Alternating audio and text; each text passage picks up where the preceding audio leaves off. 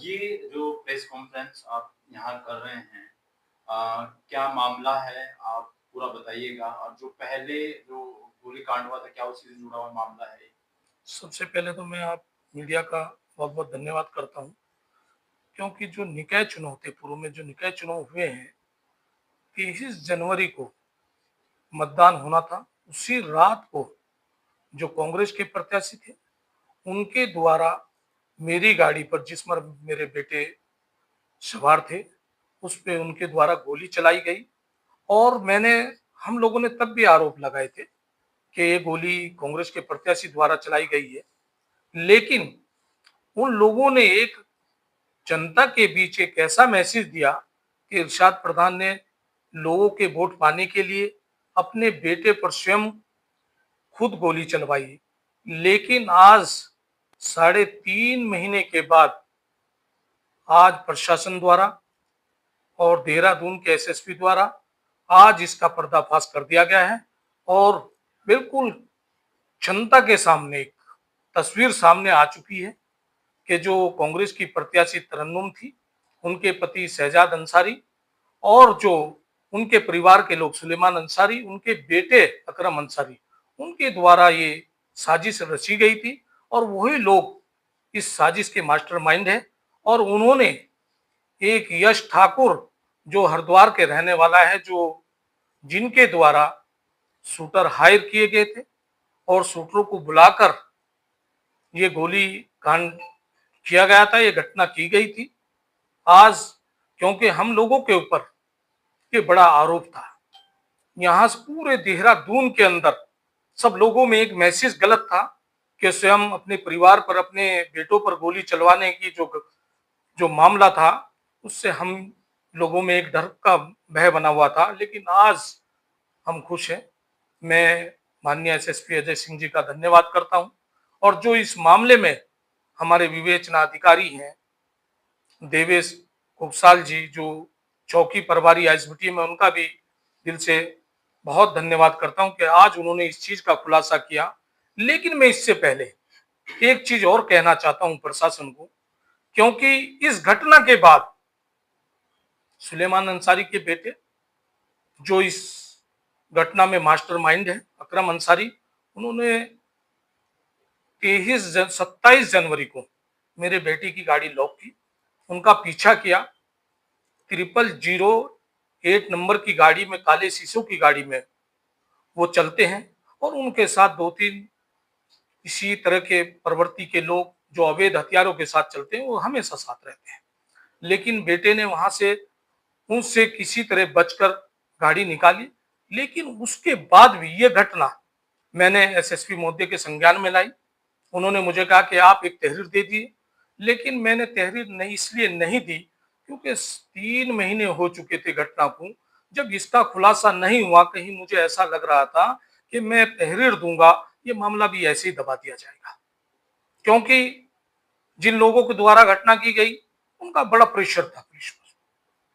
नेता प्रतिपक्ष उनके करीबी हैं यशपाल आर्य जी, उन्होंने बड़ा जोर लगा रखा था इन लोगों को बचाने के लिए, लेकिन पुलिस ने किसी दबाव में नहीं आई और एसएसपी महोदय ने इस घटना का खुलासा किया।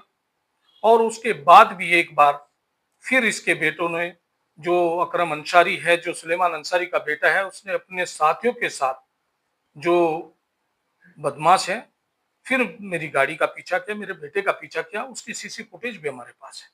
लेकिन अब एसएसपी महोदय को मैं तहरीर दूंगा इस संबंध में, क्योंकि दोबारा फिर मेरे परिवार के साथ ऐसी कोई घटना ना हो, मेरे बच्चों के साथ ऐसी घटना ना हो, या मेरे साथ जो चुनाव में जिन लोगों ने मेहनत की है, कहीं उनसे चुनाव की रंजिश रखते हुए ऐसी कोई उनके साथ भी कोई घटना ना हो। मैं माननीय एसएसपी महोदय से निवेदन करूंगा कि इन लोगों के खिलाफ सख्त से सख्त कार्रवाई हो, ताकि इस देहरादून का, इस उत्तराखंड का माहौल ठीक हो सके। क्योंकि ऐसे लोग कभी भी किसी के साथ भी कोई भी घटना घट सकती है। उस समय जो है जब ये घटना हुई तो ये कहा जा रहा था कि कोई अमजद है या फिर दिलशाद गुजर है, उनका भी कोई इन्वॉल्वमेंट था इसमें, लेकिन अब चीजें क्लियर हो गई है। तो प्रधान जी क्या कहेंगे? नहीं, उनका इतना मामला था कि वो रात को, जैसे अगले दिन चुनाव था, मतदान का दिन था, हर प्रत्याशी की ओर से अपनी अपनी व्यवस्था देखते हैं कार्यकर्ता, उसमें कुछ कहा सुनी हुई थी। लेकिन जो खुलासा इसमें हुआ है, जो यश ठाकुर ने अपने बयान में दिया है कि मेरी बोलेरो के साथ, उसकी बोलेरो के साथ ना तो हमारे कार्यकर्ता ने कोई बदतमीजी की, ना हमारे बेटों के साथ कोई मामला हुआ। वो जो नाम आप ले रहे हैं उनके साथ कहा तो वो सुलझा लिया गया था उस उस समय। समय ये बिल्कुल। आरोप प्रत्यारोप लग रहे थे मीडिया के माध्यम से, इसलिए मैंने ये सवाल भी लिया। अच्छा, इसमें जो ये गोली वाला मामला हुआ, लोगों के बीच में ये भी बात रही कि ये गोली आपने खुद अपने बेटे के ऊपर चलवाई चुनाव जीतने को लेकर। क्या बात सच है या अफ़वाह थी ये बात? नहीं, ये अफवाह थी, ये मैंने पहले भी कहा। जी। कोई भी आदमी अपने परिवार के, अपने बेटे के ऊपर गोली चलाने की ऐसी हरकत नहीं कर सकता। और आज मैं सफाई नहीं दे रहा हूं, ये देहरादून के एसएसपी अजय सिंह जी ने खुलासा कर दिया है कि जो आरोप वादी पर लग रहे थे वो आरोप झूठे थे। आज उसका खुलासा हो चुका है। कांग्रेस की जो प्रत्याशी थी और उसके जो पति थे, उनके द्वारा ये घटना घटी गई थी। उन्हीं के चुनाव प्रचार में यश ठाकुर लगा हुआ था, जिसके द्वारा ये गोली चलाई गई थी। अच्छा, जो गोली चली है, क्या उससे आपको नुकसान हुआ है चुनाव में? गोली चलने से सुबह 2:40 पर गोली चली। वही चुनाव की तैयारी होती है, मतदान स्थल पर समय से जाना पड़ता है।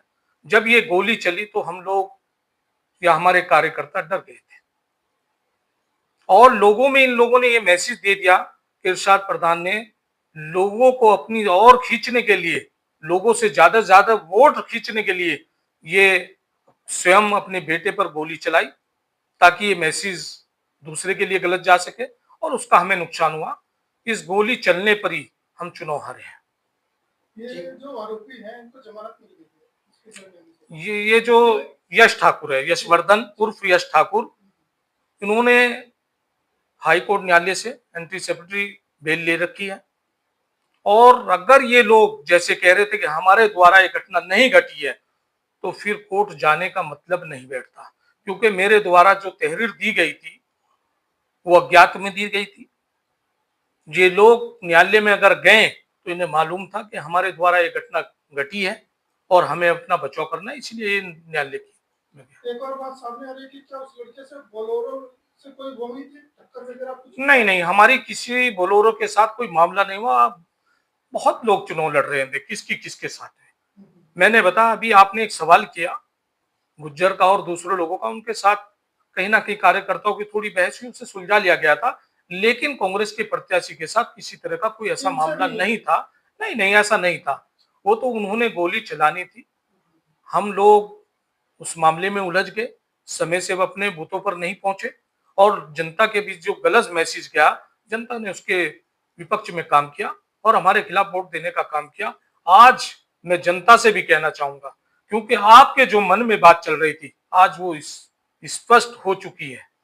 और पूरी जांच के बाद देहरादून के एसएसपी ने क्लियर कर दिया है कि जो मामला, जो घटना घटी थी, ये कांग्रेस प्रत्याशी की ओर से और उसके परिवार की ओर से घटी थी।